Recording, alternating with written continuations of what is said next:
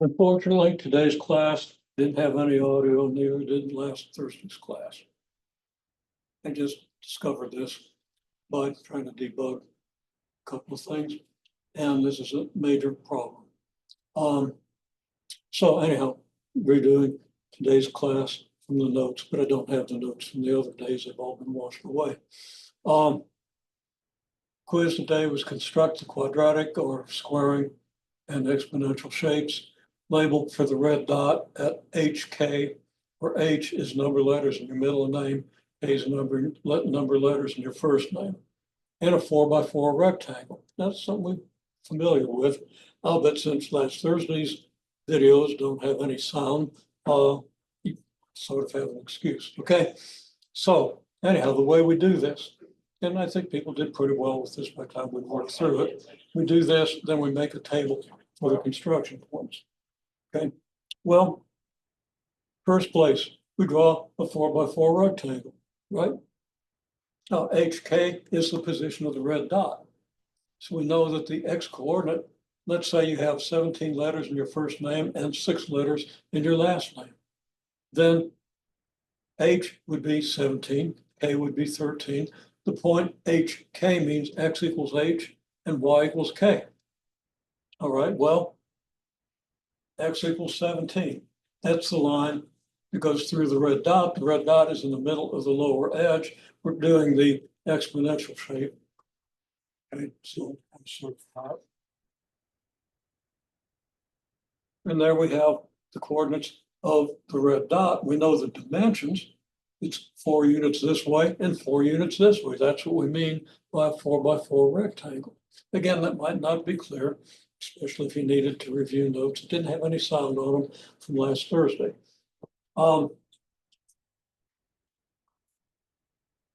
Then part of the labeling is we label the boundary lines and the construction lines.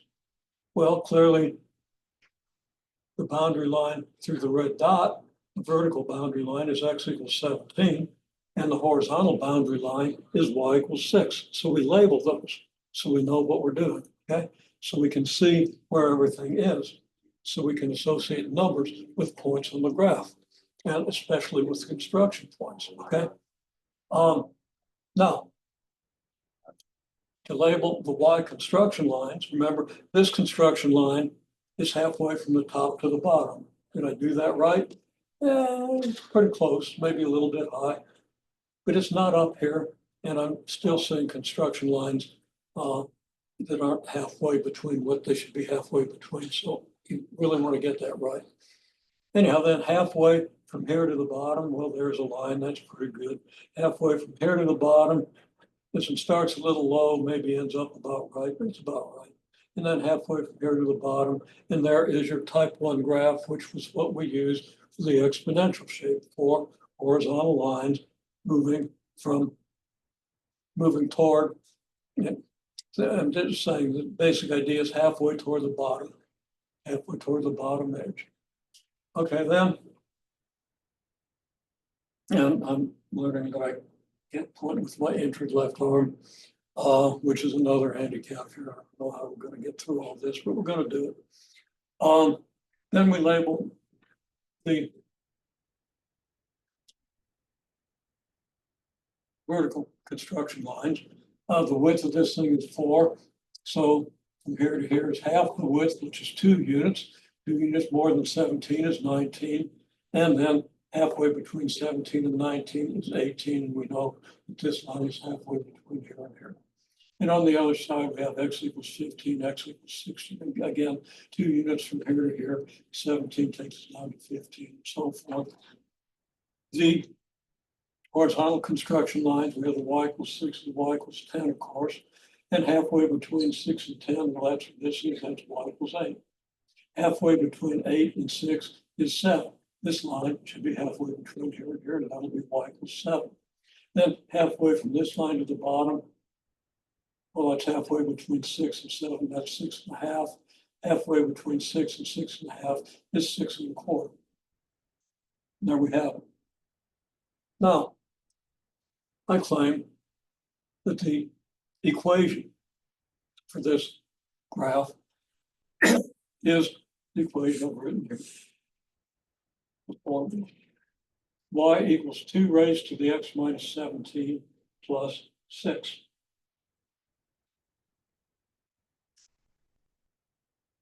All right.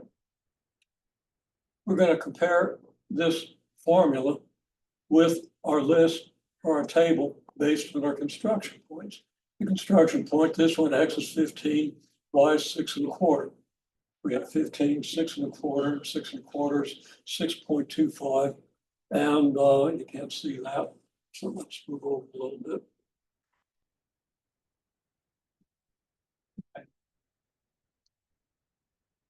We want the fraction. You can also have the decimal if you like that. But we want the fraction for this one. This point, y is 6 1/2, x is 16. So we have 16, 6 1/2, or 6.5. And then this point is at x equals 17 and y equals 7. 17, 7. And then we have 18, 8 and 19, 10. X is 18, y is 8. X is 19 and y is 10. If we plug in to the function, we get the same numbers. For example, if x is 19, then we write y equals 2 to the x minus 17 plus 6, but we replace x with 19, giving us 2 to the 19 minus 17 plus 6, which 19 minus 17 being equal to 2 is equal to 2 squared plus 6. 4 plus 6 is 10, and that agrees. If you do the other points, you're going to find that they also agree.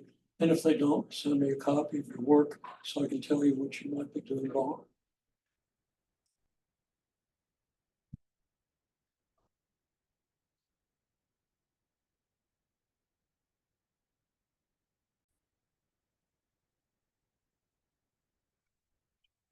Okay, so let's say we have the function f of x equals 2 to the x minus 17 plus 6. This is a definition of our function f of x, a function we choose to call. The name of the function is f, and the definition says that f of x is 2 to the x minus 17 plus 6. So we ask, what is f of 20? Well, if we write f of 20, we've replaced x by 20. So we replace x up here by 20, and we get 2 to the 20 minus 17 plus 6. And we can figure out what that equals, but we already have. Okay. Now, what's f of r? Now, you should write that out before I explain it. Don't just passively watch me explain it. Think it through. What's f of r? Well, x has been replaced by r. So if we want to use the definition, f of x is 2 to the x minus 17, f of r has to be 2 to the r minus 17.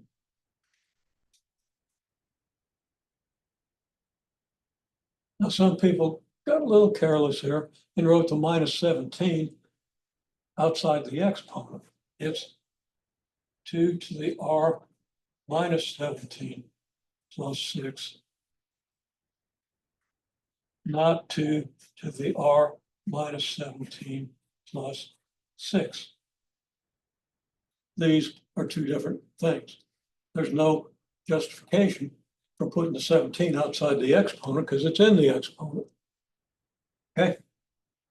So don't read anything into this notation. It is simple substitution. Now there's more to it than that, and there are meanings in addition to that. But that's all we're doing right now. Okay, so what's f of 20? Well, we already did f. Oh yeah, suppose we f of 20 minus f of 18. What's f of 20 minus f of 18? Again, stop and do this. But here it is. First you do f of 20, which means f of 20 is 2 to the 20 minus 17. There it is. We already did that. Plus 6 then. Okay. And f of 18 is 2 to the 18 minus 17 plus 6, because we're replacing x by 18 and writing out what we get. Well, we do the arithmetic. 20 minus 17 is 3, so it's 2 to the third plus 6. 18 minus 17 is 1, and 2 to the 1 plus 6. 2 to the third is 8, 2 to the 1 is 2. So it's 8 plus 6 minus a quantity 2 plus 6, which comes out 6. Okay.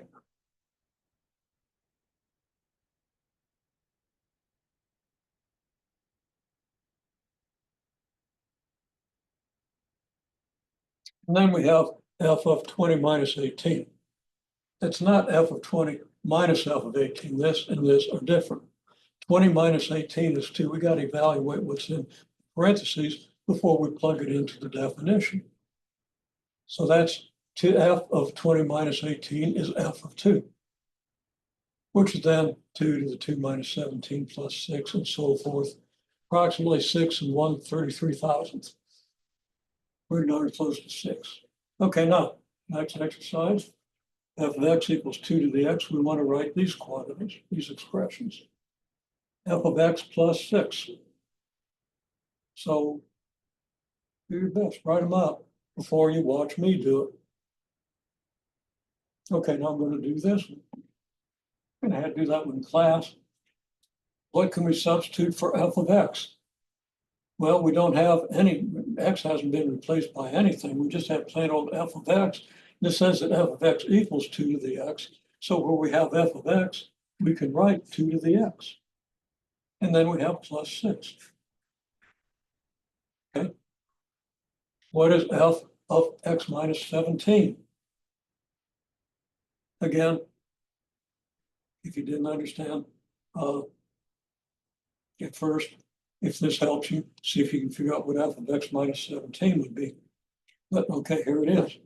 We've replaced x by x minus 17. So we replace x by x minus 17. And there we have it, 2 to the x minus 17. Now, what's f of x minus 17 plus 6? Well, first thing we've got to do is f of x minus 17, which is going to be replacing x by x minus 17. That's going to be 2 to the x minus 17. And of course, we saw that up here, f of x minus 17 is this. And then we do plus 6. And then we have 2 to the f of x and 2 to the f of x minus 17 plus 6. Okay, well, we do these one at a time. It's two different things. These aren't combined. They're just written with an and because I didn't have room to write them down below. Okay, well, what's 2 f of x? Well, f of x is 2 to the x. So 2 f of x has to be 2 times 2 to the x. What's 2 f of x minus 17 plus 6? Well, let's see. That's going to be 2 times whatever f of x minus 17 is. Well, f of x minus 17, we go back to the definition, replace x by x minus 17. It's going to be 2 times 2 to the x minus 17 plus 6. Okay. Now, previously, we made the graph of 2 to the x minus 17 plus 6. And I've labeled just some of the lines here, just to remind us.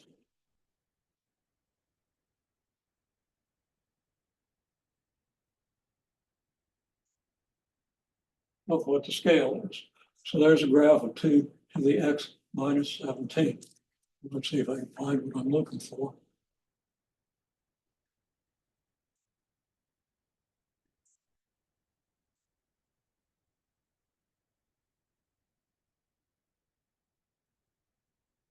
Okay, let me digress just a little bit.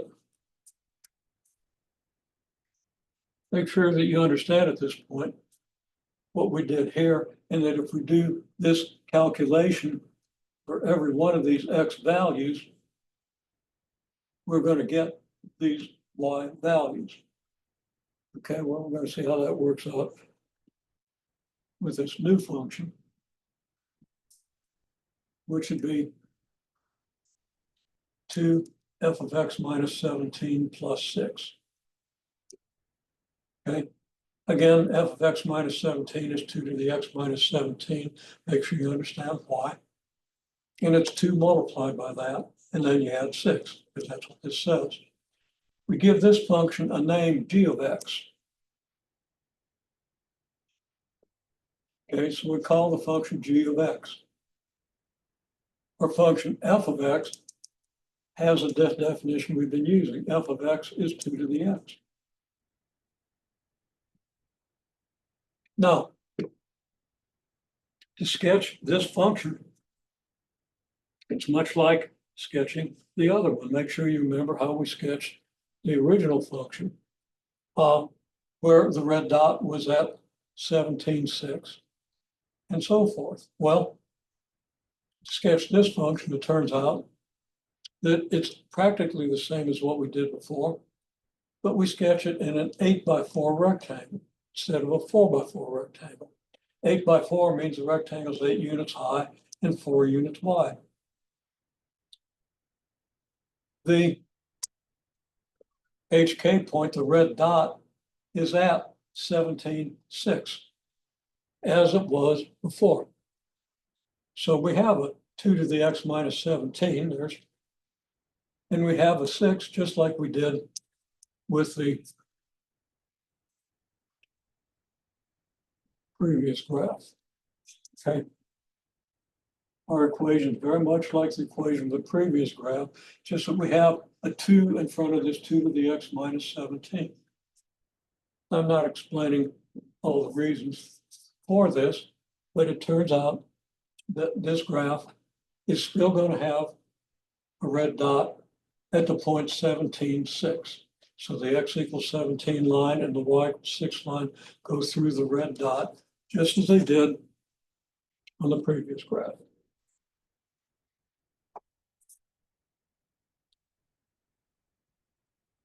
The rectangle is 4 units wide, so the x coordinates are going to be identical to what they were before. I didn't take time in class, but I'll label this, which should be labeled.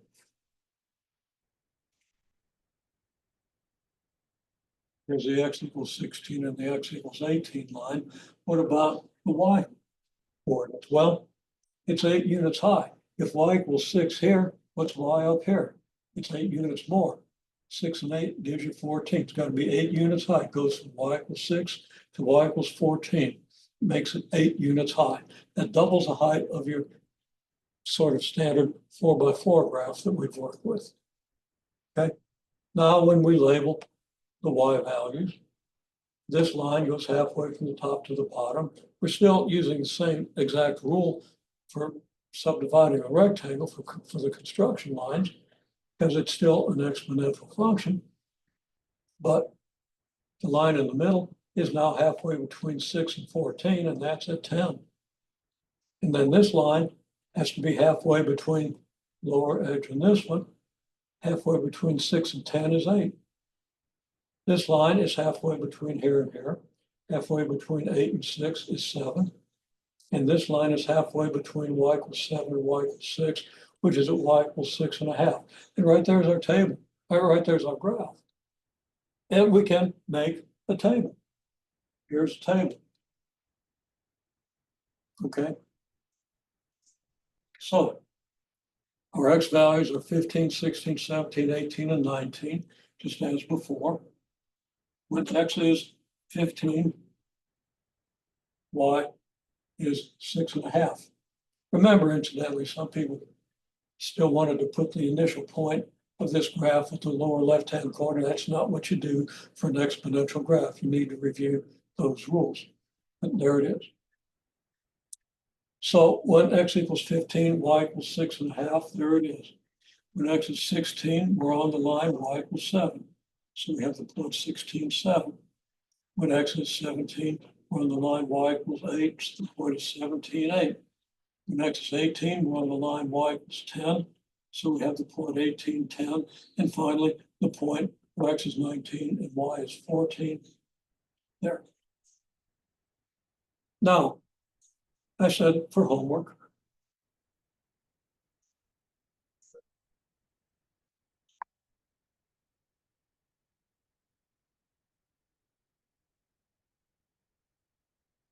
calculations and write them out. There's the rule for the function. Check out that the calculations give you the same numbers that the construction did.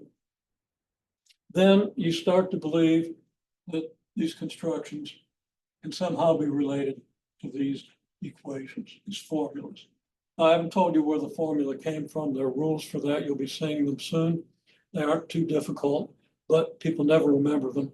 And one of the reasons we're doing all this construction is so people will remember how to do these transformations and what they mean and actually believe what they're writing.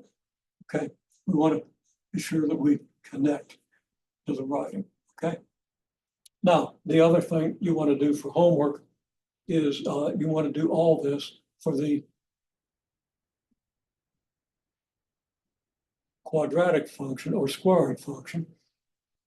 I've been calling it quadratic. I had to stop and think, what have I been calling it? It could be quadratic or squaring it. I'm going to call it quadratic for right now, I guess, because I've been doing that. Okay. And I want you to do it for the reciprocal function.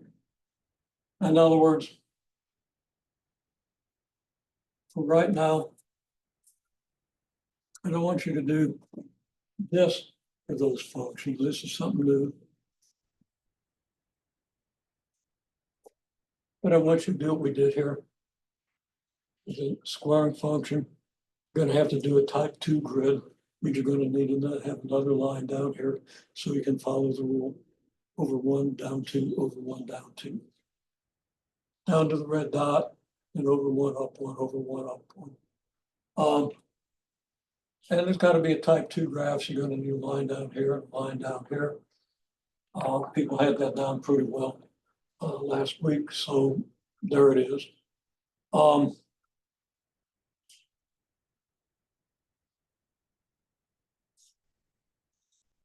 So you want to construct the quadratic shape, red dot at the same point in a 4x4 rectangle, and then do a table.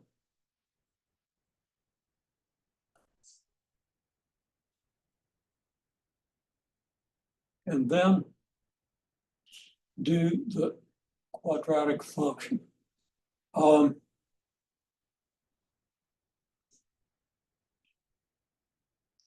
I'm going to say, actually, just because of the